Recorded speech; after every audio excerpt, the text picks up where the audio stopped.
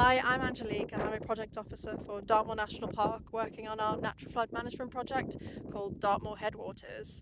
And today I'm out here, which looks like anywhere on Dartmoor really, but I am above Ivy Bridge, which is just over there. You can see Plymouth Sound about there. And today I'm looking at and surveying for old drainage channels that are drying up the peat in here. So these drainage channels would have been cut to drain water, to dry the peat for peat cuttings up here. And we're now looking to see if we can block them up to restore peatlands and to restore the hydrological function.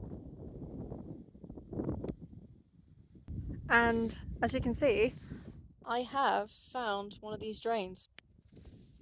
So this drain, out of quite a few along here, will be draining all of that area up there, making it drier, not holding very much water.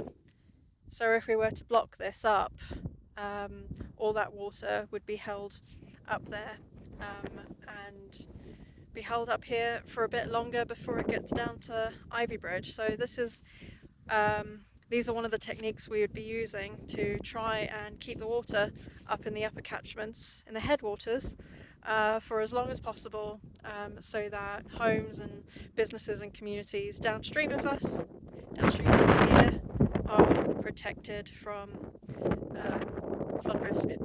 So yeah. And this is potentially what blocking those drains could look like. So you can see these pools of water being held back by these timber structures. So you can actually see this exposed bit of timber here that's been put in. There's another one over there. That's been covered up quite nicely with peat. And then there's another one through there. So not only does it like hold this water up here, but when it does start to rain, it might trickle over the top, but the water will also spread out this way, spread out all the way along there.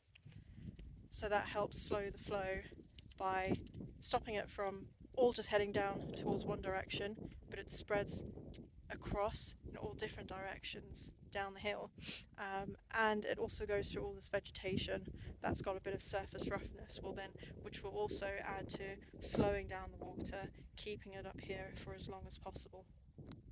That's a quick summary of one of the projects from one of the people working on Dartmoor.